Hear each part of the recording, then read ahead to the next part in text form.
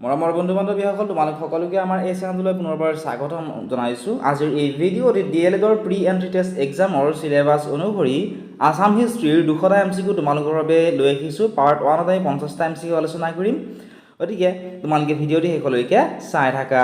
Question number 1 আছিল who was the founder of the Ahom dynasty in Assam, অৰ্থাৎ আহোম ৰাজবংশৰ প্ৰতিষ্ঠাপক কোন আছিলে? অপশ্যন আছিলে এ চুকাফা, বি চুহুংমুং, option C Rudrasingha, and option number D আছিলে গদাধৰ সিংহ। আহোম ৰাজবংশৰ প্ৰতিষ্ঠাপক কোন আছিলে? আহোম ৰাজবংশৰ প্ৰতিষ্ঠাপক আছিলে চুকাফা। গতিকে এই কুৱেশ্যনটিৰ অপশ্যন নম্বৰ এ হ'ব কাৰেক্ট আনচাৰ। এতিয়া চাওঁ আহা আমি প্ৰশ্ন নম্বৰ 2। প্ৰশ্ন নম্বৰ 2টো আছিল what was the ancient name of Assam, অৰ্থাৎ অসমৰ পুৰণি নাম কি আছিলে? অপশ্যন আছিলে A Ratnapeeth, option B Vidarbha, option C Pragjyotish আৰু অপশ্যন নম্বৰ ডি আছিলে থানেশ্বৰ। এই অপশ্যনবোৰৰ ভিতৰত কাৰেক্ট যিটো অপশ্যন সেয়া হৈছে অপশ্যন নম্বৰ চিত থকাটো প্ৰাগজ্যোতিষ। অসমৰ পুৰণি নাম আছিলে প্ৰাগজ্যোতিষ, আৰু প্ৰাগজ্যোতিষৰ ৰাজধানী কি আছিলে মনত ৰাখিবা, প্ৰাগজ্যোতিষৰ ৰাজধানী আছিলে প্ৰাগজ্যোতিষপুৰ। ঠিক আছে, নেক্সট প্ৰশ্ন তোমালোকে চোৱাচোন, আৰু প্ৰশ্নসমূহ চাই যদি তোমালোকে ভাল পোৱা ভিডিঅ'টো তোমালোকে লাইক কৰি দিবলৈ নাপাহৰিবা। লগতে আমাৰ অনলাইন ক্লাছত যিসকল বন্ধু বান্ধৱীয়ে জইন কৰা নাই, ডেছক্ৰিপশ্যনত দিয়া লিংকত ক্লিক কৰি আমাৰ মোবাইল এপটো ডাউনলোড কৰি ল'বা। তাত তোমালোকে অনলাইন ক্লাছো কৰিব পাৰিবা। তাত ইয়াৰ PDF নোটছ সকলোখিনিবিলাক তোমালোকে পাই যাবা। নেক্সট প্ৰশ্নটি আছিল the earliest historical dynasty of Assam was, অসমৰ প্ৰথম ঐতিহাসিক বংশটোৰ নাম কি আছিলে? অপশ্যন এ আছিলে পাল বংশ, অপশ্যন বি বৰ্মন বংশ, অপশ্যন নম্বৰ চি নৰক বংশ আৰু অপশ্যন নম্বৰ ডি শালস্তম্ভ বংশ। এই অপশ্যনবোৰৰ ভিতৰত কাৰেক্ট যিটো অপশ্যন সেয়া হ'ব অপশ্যন নম্বৰ বিত থকাটো বৰ্মন বংশ। অসমৰ প্ৰথম ঐতিহাসিক বংশটোৰ নাম বৰ্মন বংশ আছিলে। নেক্সট কুৱেশ্যনটি তোমালোকে চোৱাচোন, কুৱেশ্যন নম্বৰ 4। কুৱেশ্যনটি আছিল the capital of Pragjyotish was, প্ৰাগজ্যোতিষৰ ৰাজধানী কি আছিলে? অপশ্যন এ আছিলে Pragjyotish, option B Pragjyotishpur, option C Kamarupa, option number D Ratnapeeth. অপশ্যনবোৰৰ ভিতৰত কাৰেক্ট যিটো অপশ্যন সেই কাৰেক্ট অপশ্যনটি হৈছে অপশ্যন নম্বৰ বিত থকাটো। প্ৰাগজ্যোতিষৰ ৰাজধানী আছিলে প্ৰাগজ্যোতিষপুৰ। বহুত বেছি ইম্পৰ্টেণ্ট হয় এই কুৱেশ্যনটো, তোমালোকে মনত ৰাখিবা। প্ৰশ্ন নম্বৰ 5টো চাওঁ আহা। প্ৰশ্নটি আছিল এনেধৰণৰ which Ahom king introduce the পচা ছিষ্টেম, অৰ্থাৎ কোনজন আহোম ৰজাই পচা ব্যৱস্থাটো প্ৰৱৰ্তন কৰিছিলে? অপশ্যন এ আছিলে Sukapha, option B Rudrasingha, option C চুহুংমুং, option number D Pratap Singha. অপশ্যনবোৰৰ ভিতৰত কাৰেক্ট যিটো অপশ্যন সেয়া হৈছে অপশ্যন নম্বৰ ডিত থকাটো প্ৰতাপ সিংহ। প্ৰতাপ সিংহই পচা যিটো ছিষ্টেম আছিল, পচা ব্যৱস্থা আছিল, সেয়া প্ৰৱৰ্তন কৰিছিলে। নেক্সট তোমালোকে চোৱা প্ৰশ্ন নম্বৰ 6। প্ৰশ্নটি আছিল হু মেড ৱেভিং compulsory during the Ahom dynasty, Ahom বংশৰ দিনত কোনে বয়ন বাধ্যতামূলক কৰিছিল? ৱেভিং কম্পালচৰি কোনে কৰিছিলে সুধিছে। অপশ্যন আছিলে মোমাই তামুলী বৰবৰুৱা, অপশ্যন বিত আছিলে লজাৰ, option C Shivasingha, option number D Badan Chandra Borphukan. এই অপশ্যনবোৰৰ ভিতৰত শুদ্ধ উত্তৰটি হৈছে অপশ্যন নম্বৰ এত থকাটো মোমাই তামুলী বৰবৰুৱা। মোমাই তামুলী বৰবৰুৱাৰ দিনত বয়ন বাধ্যতামূলক আছিলে। ঠিক আছে, নেক্সট প্ৰশ্ন তোমালোকে চোৱা। প্ৰশ্ন নম্বৰ 7। প্ৰশ্নটি আছিল which Ahom king created the post off Borphukan, কোনজন আহোম ৰজাই প্ৰথমবাৰৰ বাবে বৰফুকন পদৰ সৃষ্টি কৰিছিলে? অপশ্যন আছিলে ৰুদ্ৰসিংহ, প্ৰতাপ সিংহ, গদাধৰ সিংহ আৰু চক্ৰধ্বজ সিংহ। এই অপশ্যনবোৰৰ ভিতৰত কাৰেক্ট যিটো অপশ্যন সেয়া হৈছে অপশ্যন নম্বৰ বিত থকাটো প্ৰতাপ সিংহ। প্ৰতাপ সিংহই প্ৰথমবাৰৰ বাবে বৰফুকন পদৰ সৃষ্টি কৰিছিলে।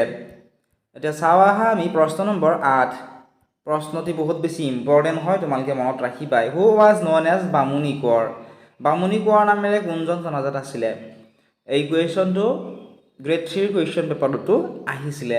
অপশ্যন এ আছিলে চুডাংফা, অপশ্যন বি চুহুংমুং, অপশ্যন চি চুপাতফা আৰু অপশ্যন নম্বৰ ডিত আছিলে চুবিনফা। এই অপশ্যনবোৰৰ ভিতৰত শুদ্ধ যিটো অপশ্যন সেয়া হৈছে অপশ্যন নম্বৰ এত থকাটো বামুণী কোঁৱৰ নামেৰে জনাজাত আছিল চুডাংফা। নেক্সট প্ৰশ্নটো তোমালোকে চোৱা। প্ৰশ্ন নম্বৰ 9।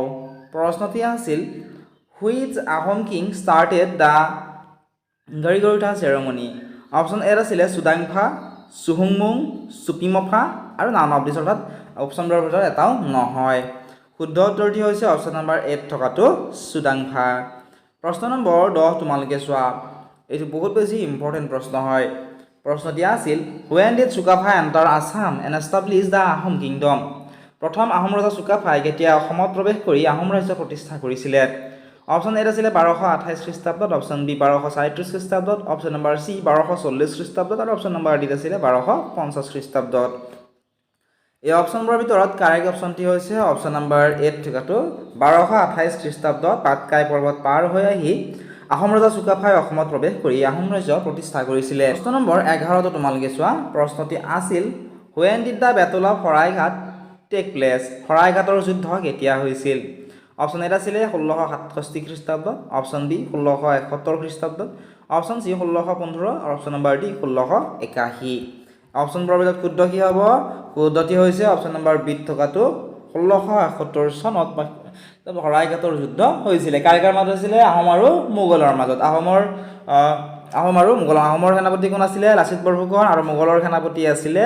ৰামসিংহ তোমালোকে মনত ৰাখিবা ইয়াত মই কুৱেশ্যনটো তোমালোকক লিখি দিছো চোৱা Who led the Ahom army in the Battle of Horaighat? হৰাইঘাটৰ যুদ্ধত আহোম সেনাৰ নেতৃত্ব কোনে দিছিলে অপশ্যনবোৰ আছিলে ৰুদ্ৰ সিংহ লাচিত বৰফুকন গদাধৰ সিংহ আৰু বদন চন্দ্ৰ বৰফুকন এই অপশ্যনবোৰৰ ভিতৰত কাৰেক্ট যেটো অপশ্যন সেয়া হৈছে অপশ্যন নম্বৰ বি থকাটো হৰাইঘাটৰ যুদ্ধত আহোম সেনাৰ নেতৃত্ব দিছিল লাচিত বৰফুকনে নেক্সট প্ৰশ্ন তোমালোকে চোৱা প্ৰশ্ন নম্বৰ 13 প্ৰশ্নটি আছিল Who was the last ruler of the Ahom dynasty? Ahom ৰাজবংশৰ শেষৰজন ৰজা কোন আছিলে অপশ্যন আছিলে A Jogeshwar Singha option B Rudra Singha option C সুহংমুং option number D Pratap Singha এই অপশ্যনবোৰৰ ভিতৰত কাৰেক্ট যেটো অপশ্যন সেয়া হৈছে অপশ্যন নম্বৰ 8 থকাটো আহোম ৰাজবংশৰ শেষ ৰজা আছিলে যোগেশ্বৰ সিংহ প্ৰশ্ন নম্বৰ 14 তোমালোকে চোৱা প্ৰশ্নটি আছিল which Mughal general was defeated in the battle of Horaighat হৰাইঘাটৰ যুদ্ধত কোন মোগল সেনাপতি পৰাস্ত হৈছিল মানে হৰাইঘাটৰ যুদ্ধত আহোমসকল জয়ী হৈছিল মোগলৰ পৰাজয় হৈছিল মোগলৰ সেনাপতি কোন আছিল আৰু তেওঁৰ নামটো খুদিছে অপশ্যন আছিল Mansingh option B Mir Jumla option number C Ramsingh option number D আছিলে ঔৰংগজেব বহুতে এই প্ৰশ্নটোৰ উত্তৰ ভুল কৰে এই প্ৰশ্নটোৰ শুদ্ধ উত্তৰটি হৈছে অপশ্যন নম্বৰ চি থকাটো ৰামসিংহ হৰাইঘাটৰ যুদ্ধত মোগলৰ সেনাপতি আছিলে ৰামসিংহ আৰু তেওঁ যুদ্ধত পৰাস্ত হৈছিলে নেক্সট প্ৰশ্ন তোমালোকে চোৱাচোন প্ৰশ্ন নম্বৰ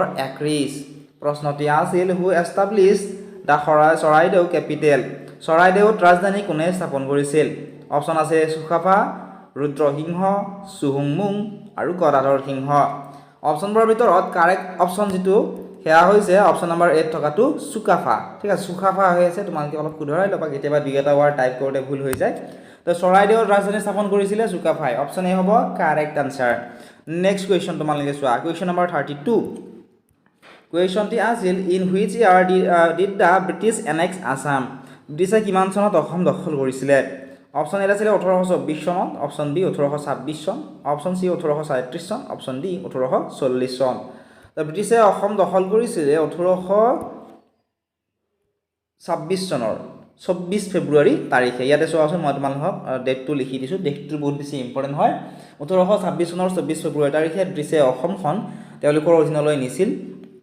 আৰু সেই কোনখন সন্ধিৰ দ্বাৰা ইয়াণ্ডাবু সন্ধিৰ দ্বাৰা কাৰ মাজত হৈছিল ব্ৰিটিছ আৰু মান ৰজাৰ মাজত হৈছিল মনত ৰাখিবা তোমালোকে আৰু সম্পূৰ্ণ ভিডিঅ'টো তোমালোকে আমাৰ মোবাইল এপত পাবা যিসকল বন্ধু বান্ধৱে মোবাইল এপটো ডাউনলোড কৰা নাই ডেসক্ৰিপচনত লিংক দি থোৱা আছে ডাউনলোড কৰি ল'ব পাৰিবা লগতে প্ৰশ্ন নম্বৰ 33 ৰ উত্তৰটো তোমালোকে আমাক কমেন্ট সেকশনত জনাবা প্ৰশ্নটি আছিল who was the last independent king of Assam before British rule British শাসনৰ আগত অসমৰ শেষ স্বাধীন ৰজা কোন আছিল